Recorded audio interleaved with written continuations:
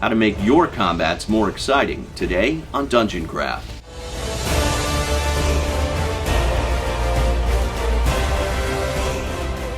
Welcome to Dungeoncraft. I'm Professor Dungeonmaster here at Dungeon University, and this channel's about playing the ultimate game of D&D. And I'm Deathbringer. Subscribe to this channel so you'll be informed when this pretentious prig uploads new videos every Thursday. Thanks, Deathbringer, for that plug. But today we're talking about combat and how to make it more exciting. I've already done videos on how to speed up combat and how to narrate combat, and I'll include links to those at the end of this video. I recently received a comment by a person named AdamBrain11 who writes, "Imagine this guy's game. You fight a dragon with 36 hit points and it's dead in 1 or 2 rounds.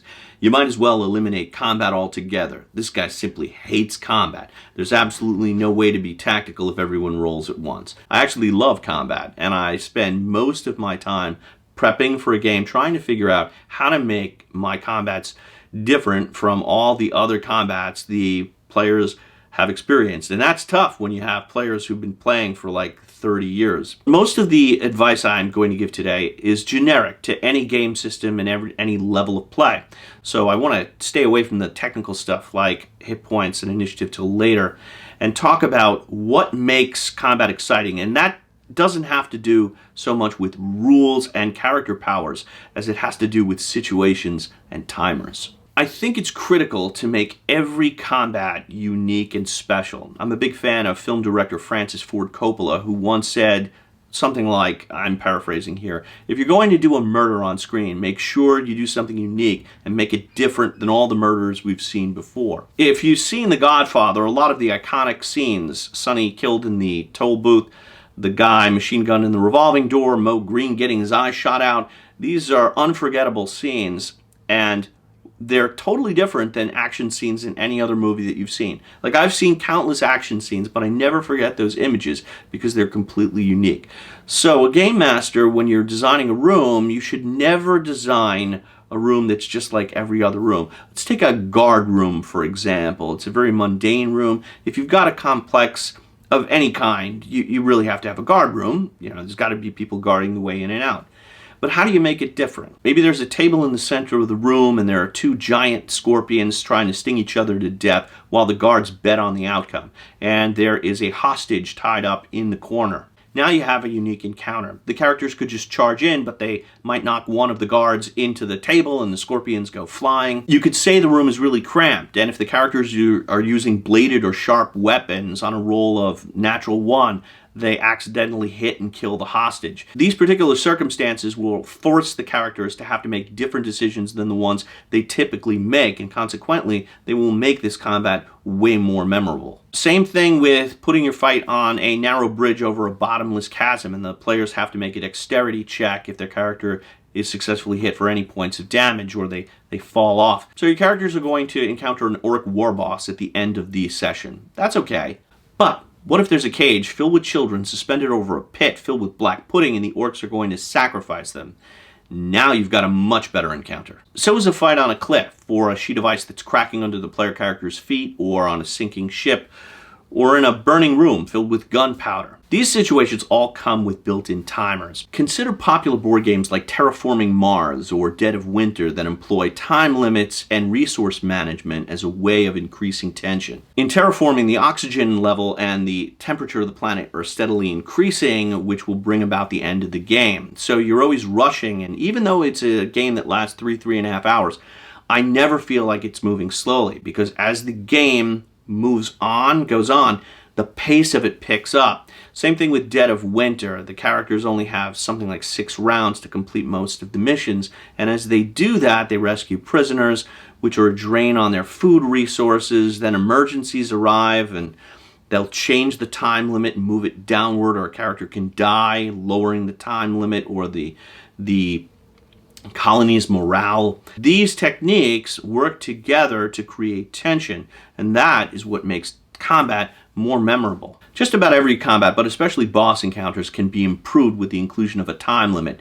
That cliff is going to break off in D6 rounds. The orc boss is going to drop the children in the black pudding in D6 rounds. the room is going to blow up in D6 rounds. These time limits will increase the tension and create a combat scene your players are not going to soon forget. Now let's talk hit points. What are hit points? The standard answer is they are a measure of a character's health, training, and luck. That's not wrong, and if you said that, you're at about here as a Dungeon Master.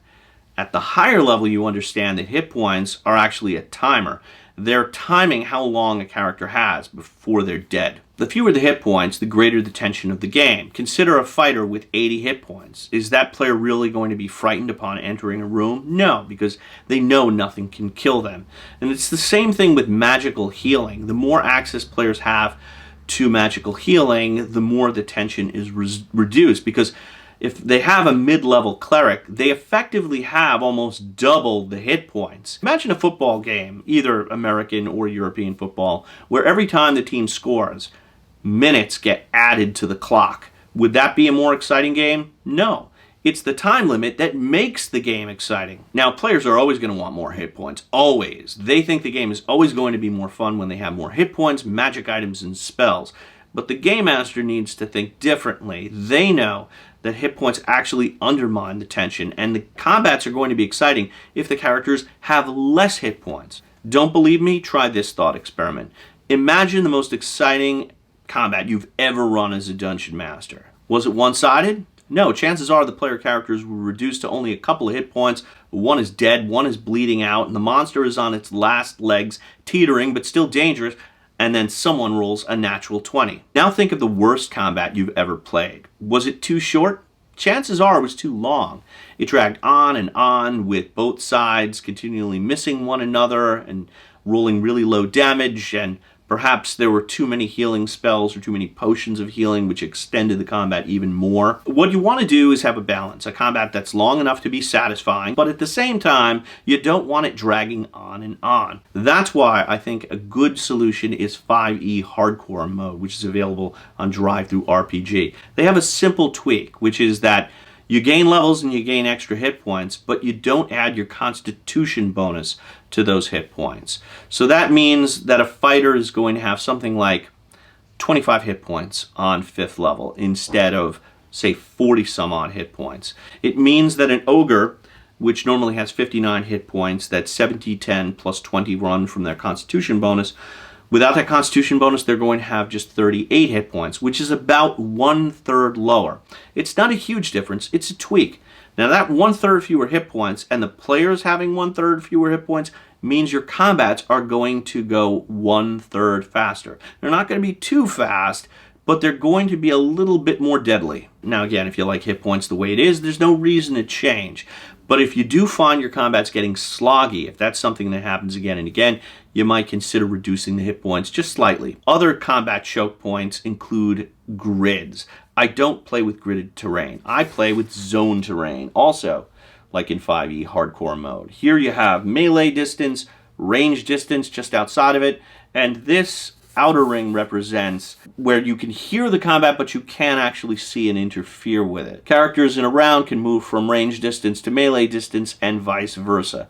But this represents abstractly where the player characters are located instead of precisely as with a grid. Here's a game designer rule of thumb. Every time you break an action down into sub-actions, it's going to extend your game. If you remember 2nd edition, how a round was broken into 10 segments, that slowed the game. Grids are another one of those things, but in my opinion, grids are optional, and a game without a grid is way more fluid. Now, if you've got a group that really argues about positioning, then you might have to play with one. But for me, I never play with one. Now, initiative, we can't get around it, even though I've said it a million times on this channel.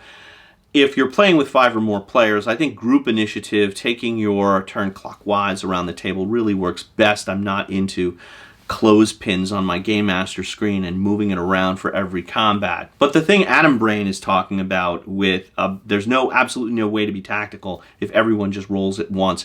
I require my players to state what they're doing at the beginning of the round, and then when everyone's stated that, then we roll to resolve the actions. And the reason I do that is because a round is supposed to be 6 seconds. So it's not like I'm the magic user and I'm thinking of casting magic missile and I'm going to cast it at that goblin. Wait, oh no, the fighter killed him. So maybe I'll do that one. Nope, The cleric took him out. I guess I'll shoot at that one. If that's what you mean by tactics, yeah, it totally changes the tactics, because it makes combat more like the big cluster fudge it would actually be, where there's confusion and a fog of war. And if you've ever seen that great basement scene in Inglourious Bastards where they all kill each other, yeah, that's kind of what can happen in my game. And I totally get why someone wouldn't like it. To me, it's just more realistic. And you might say, well, that's ridiculous. This is a game about elves and dragons and wizards. Realism goes out the window. All true, but I also believe that in Star Wars, the Force can be used to move objects, but it can't be used to fly through outer space or heal people. It's like, it's just, there's a certain line that I cross that I just can't get past it. But that's okay. We can agree to disagree on small points. If you don't like my initiative method, by all means, do it the way it's written in the book. The point of this video is, if you think in combat in terms of situations and imposing time limits, your combats will be more exciting.